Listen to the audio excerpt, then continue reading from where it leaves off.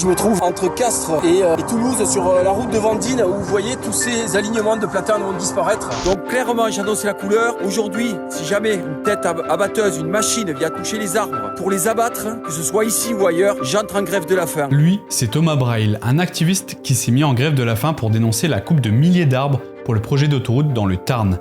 Loin d'être seul, il est accompagné par une dizaine de percheurs qui se postent dans les arbres pour empêcher leur abattage. À cela, nous pouvons ajouter plusieurs grandes manifestations sur la nationale qui longent ce projet. Et pourtant, il est considéré comme vital par certains acteurs locaux. On peut donc se demander pourquoi une personne pourrait mettre en péril sa vie pour un projet aussi vertueux.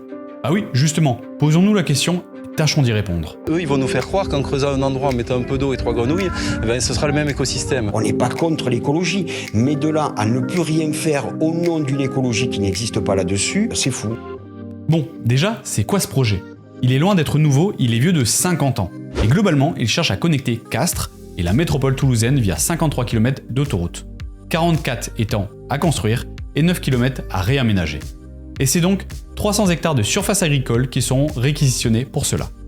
D'après le concessionnaire Atosca, qui est en charge de ce projet, sa construction durera 3 ans pour être finalisée en 2025. Et cette autoroute coûtera 450 millions d'euros, dont 23 financés par les collectivités locales. C'est 8000 véhicules par jour qui devraient emprunter cette nouvelle voie selon le gouvernement. On retrouve de nombreux acteurs agissant en faveur de cette autoroute, comme le gouvernement actuel ou encore la présidente de la région, Carole Delga. Mais aussi des acteurs privés comme Pierre Fabre, dont le siège social est situé à Castres. Ces parties prenantes veulent un désenclavement de la ville pour dynamiser le bassin économique local. Et justement, parlons-en du désenclavement de cette ville, qui est l'un des arguments phares de ce projet. Comme le sénateur Pierre Medjevel a pu le répéter, il s'agit d'un tronçon absolument essentiel, notamment pour le développement économique de la région. Et comment peut-il affirmer cela avec autant de conviction ? Il se base sur une enquête de la Chambre de commerce et d'industrie du Tarn. Cette dernière avait affirmé que les créations d'entreprises ont augmenté plus à Albi qu'à Castres, quand cette première est, elle, connectée à Toulouse par une autoroute.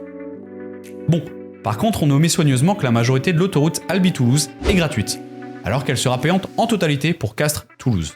Sans aucune étude sur le sujet, il faudra venir aussi effectuer un comparatif entre Albi et Castres, pour savoir si l'autoroute va réellement venir contrebalancer l'attractivité d'Albi, ou si cette dernière va juste continuer de se développer au détriment de Castres. En plus de cette étude, il faut ajouter que ce projet va venir créer tout de même pendant 3 ans 1000 emplois pour les communes autour du tracé de l'autoroute. Ces créations d'emplois ont même déjà commencé avec quasiment une 60aine de recrutements. Par contre, on peut en soustraire quelques-uns également, puisque comme la Confédération paysanne l'affirme, le morcellement de certaines exploitations agricoles, qui perdront parfois jusqu'à 20 hectares de terrain, annoncera également leur faillite. Après, on pourrait se demander désenclaver oui, mais désenclaver de quoi ? La ville de Castres et ses périphéries sont globalement dans une bonne dynamique, avec des données économiques comme le taux de chômage, le taux de pauvreté ou encore la croissance de sa population dans la moyenne nationale, voire meilleure que celle-ci. La Chambre de commerce et de l'industrie du Tarn annonce même que le bassin économique n'a jamais été aussi performant, avec une forte augmentation des activités des services aux entreprises, d'entreprises immobilières ou encore de différents pôles de recherche et développement. D'autant que pour ce projet d'autoroute, différents experts sur l'urbanisme, dont Maxime Genevrier, parlent d'un développement économique qui serait plutôt dirigé vers les périphéries de Castres, au détriment du centre-ville. Et oui, les voitures sont davantage utilisées par les habitants des banlieues plutôt que par ceux du centre-ville, qui bien souvent n'en ont pas besoin pour leur déplacement du quotidien. Autre souci, se connecter à une grande ville a généralement un effet de métropolisation de sa propre ville. En gros, Castres deviendrait une banlieue de Toulouse et sa population serait plus amenée à y faire ses achats. Castres pourrait devenir alors une sorte de ville dortoir. On peut donc se questionner sur l'impact positif de cette autoroute sur le bassin d'emploi de cette agglomération. Je me demande donc si ce n'est pas pour un désenclavement économique, cela est peut-être juste pour gagner du temps au quotidien. C'est le deuxième argument des acteurs en faveur de ce projet. Et en effet, la Direction régionale de l'environnement, de l'aménagement et du logement d'Occitanie, c'est en gros les services de l'État en charge de l'aménagement de notre territoire, ils mettent en avant que ce nouveau tronçon d'autoroute devrait faire gagner 35 minutes à ses usagers par rapport à la nationale. Et il devrait également nettement réduire les accidents de la route. On a tous appris au code que les nationales sont les routes les plus accidentogènes, et cela est aussi vrai pour la nationale Castres-Toulouse, où une vie est chaque année perdue. Pour avoir toutes les données précises, il faut venir néanmoins compléter cette durée. Elle prend en compte des hypothèses, comme vous le verrez, un petit peu trop optimistes. Déjà, la vitesse moyenne prise en compte est de 128 km/h sur cette portion. Et elle n'est sujette à aucun ralentissement et à aucun aléa météo. Alors que l'Observation nationale interministérielle de la sécurité routière estime qu'en France, on roule plutôt à 118 km/h, soit déjà un gain de temps écourté de plusieurs minutes. En plus de cette vitesse trop élevée, ce calcul prend en compte aussi 10 minutes de ralentissement sur la nationale. Ces bouchons sont bien réels, mais le problème c'est que sur l'autoroute aussi, il faudra bien ralentir à un moment donné. Par exemple, à notre arrivée à Toulouse. Nous sommes donc vraisemblablement sur un gain de temps de 15 à 20 minutes selon les autres études, au lieu des 35 minutes que l'on voit partout. Donc si je résume, 1 millier d'emplois, 20 minutes de gagner sur le trajet et potentiellement des retombées économiques. Ce sont là les principaux arguments des élus ou encore des acteurs privés. Alors maintenant, quels sont les arguments des gens contre? Déjà, on n'en a parlé qu'une seule fois, mais c'est une autoroute, et qui dit autoroute en France dit péage. Je vous l'avais dit que vous me le paieriez. Payeriez. Enfin, je vous l'avais dit. Bon, déjà, ce sera un péage sans barrière car elles vont scanner votre plaque d'immatriculation, mais passons. Atosca a annoncé que le coût serait de 8,37 € pour effectuer la totalité du trajet Castres-Toulouse, avec des réductions de l'ordre de 70% si vous conduisez une électrique. Alors, ce prix propulse cette autoroute parmi les routes les plus chères de France, avec 13 centimes le kilomètre. Les pauvres, c'est fait pour être très pauvres et les riches très riches. Même la commission d'enquête publique préconisait un prix nettement plus faible, au moins 33% de moins pour être précis. Mais comment cela pourrait être différent quand ce projet est quasiment dans son intégralité financé par des entreprises privées? Il faut bien que ces dernières créent du profit, ou cela n'aurait aucun sens pour ces entreprises de se lancer dans un tel projet. C'est l'absence de l'État qui conduit cette autoroute à devenir une autoroute pour les riches, comme l'appelle le collectif La Voie est libre. En plus d'être une autoroute de privilégiés, elle pourrait bien être une autoroute fantôme. Entre les études d'Atosca ou celles publiques, le trafic estimé serait aux alentours de 8 à 10 000 véhicules journaliers. Ça peut paraître beaucoup, mais la moyenne française est de 24 000 depuis une dizaine d'années. Et on garde généralement ce chiffre pour donner la viabilité ou non d'un projet d'autoroute. Donc on pourrait se demander tout ça pour ça quoi. Quelques 10 000 personnes aisées prendront cet axe au quotidien. Après, comme je ne suis pas de mauvaise foi, comparons cette projection avec l'autoroute d'Albi par exemple, qui est souvent citée par les élus comme une réussite de désenclavement. Cette autoroute aujourd'hui voit passer 22 000 usagers quotidiens avec une croissance annuelle de ce nombre de véhicules d'environ 3%.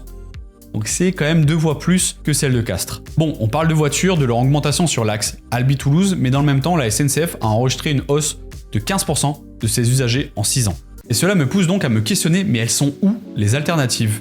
On ne peut que construire une autoroute? On n'a donc qu'un seul type de transport au XXIe siècle? Bien sûr que non. Et c'est bien là l'un des problèmes principaux de ce projet. Le désenclavement de territoires ruraux, souhaiter avoir accès à des services publics plus rapidement, cela est totalement légitime. Et je le sais, puisque j'ai vécu quasiment toute ma vie à la campagne et pour trouver un médecin ou une poste ouverte, c'était la croix et la bannière. Là n'est bien entendu pas le problème, mais les acteurs en faveur du projet ont vraiment polarisé le débat en disant que ceux contre ce projet n'étaient que des bobos parisiens qui n'y connaissaient rien. Et si toi aussi t'es un bobo provincial, n'hésite pas à t'abonner. En fait, c'est un biais cognitif bien connu, les politiques l'utilisent sans arrêt, le faux dilemme. On nous dit que la seule manière de désenclaver Castres est de construire une autoroute, sinon on ne désenclavera rien du tout. Alors que les solutions existent. Mais comme elles coûtent de l'argent à l'État, qui souhaite privatiser ce bien public, elles ne sont pas étudiées. Allez, juste pour le plaisir, je vous parle d'une alternative et en plus son étude a été financée par 16 collectivités territoriales. Ici, le but est de réaménager intelligemment la nationale, qui longe ce projet d'autoroute. Un diagnostic a été fait sur différents points. Premièrement, améliorer la sécurité routière avec par exemple la création de zones de dépassement à 3 voies, ou améliorer les carrefours. Deuxièmement, optimiser le temps de parcours en permettant aux engins agricoles de ne pas passer par la nationale ou supprimer des feux tricolores. Et enfin, améliorer la qualité de vie des riverains, car ce n'est pas cool de voir un défilé de voitures tous les jours. Les propositions sont par exemple placer des murs anti-bruit ou encore faire des axes de contournement de certaines communes. L'avantage de ce projet alternatif, tout d'abord, il est économique. Il est évalué à 150 millions d'euros contre 450 pour l'autoroute. Et bien entendu, cette route resterait à 100% gratuite pour les usagers. L'autre point important est écologique et agricole, car il ne viendrait artificialiser et exproprier les agriculteurs que de 94 hectares maximum, contre 300 pour l'autoroute. Et enfin, le désenclavement serait toujours d'actualité, car la différence de temps de parcours avec l'autoroute ne serait que de 15 minutes maximum. Dans tout ça, j'aurais presque oublié de vous parler d'autres moyens de transport, comme pour le projet alternatif de la Voie est libre. Ici, on parle de la mise en place d'une route vélo et d'une vraie mise en valeur des terrains écologiques et agricoles. Ce qui pourrait, en plus de désenclaver le territoire, créer de la richesse et réduire le trafic routier. Tout ça pour la modique somme de 100 millions d'euros. D'autres projets pour le même prix mettent en avant la création de 5 gares ferroviaires et une meilleure connexion de Castres-Toulouse par train.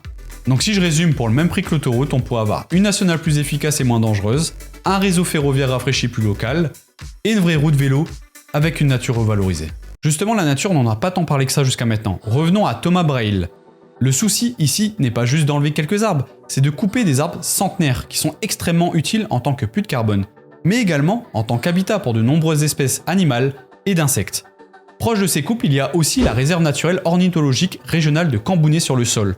Donc couper ces arbres, c'est aussi réduire la zone de nidification de nombreux oiseaux en danger d'extinction. Et si on veut être plus précis, c'est 12 hectares de forêt, des dizaines d'arbres centenaires et 300 hectares de surface agricole qui vont être bétonisés. On rajoute à cela quelque chose qu'on oublie souvent, le béton, l'été, c'est chaud.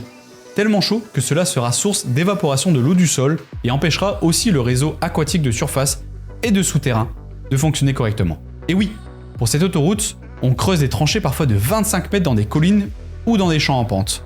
Donc concrètement, l'eau va se faire encore plus rare pour les agriculteurs, la population locale et les animaux de la zone. Ce projet est tellement hors sol pour l'environnement que le Conseil national de protection de la nature l'a jugé en contradiction avec les engagements nationaux, notamment sur le climat, l'artificialisation des sols et la biodiversité. L'autorité environnementale a même enfoncé le clou en qualifiant ce projet d'anachronique au regard des enjeux et ambitions écologiques de notre société.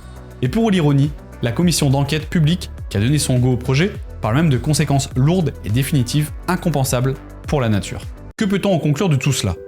Le souhait de désenclaver un territoire est totalement légitime pour améliorer la qualité de vie de ses habitants et cela ne devrait pas être le débat. Le vrai souci, c'est le choix de l'État de vouloir privatiser ce désenclavement. Cette autoroute est socialement et écologiquement injuste. Elle permettra surtout à des entreprises privées de se faire de l'argent sur les habitants qui n'auront plus d'autre choix que d'emprunter ces infrastructures. Les solutions existent et le plus désolant, c'est qu'elles permettent de répondre à toutes les problématiques que nous avons évoquées en même temps. À quand allons-nous prendre conscience qu'il faut sortir de la course au profit à tout prix et à celle de l'artificialisation de notre planète ? Cette pensée est un dogme du XXe siècle. À quand nos dirigeants vont enfin rentrer dans le XXIe siècle, qui est celui de la révolution écologique et sociale ? Si vous avez aimé cette vidéo, n'hésitez pas à la liker et à la partager au plus grand nombre. Et à bientôt pour d'autres folies écologiques.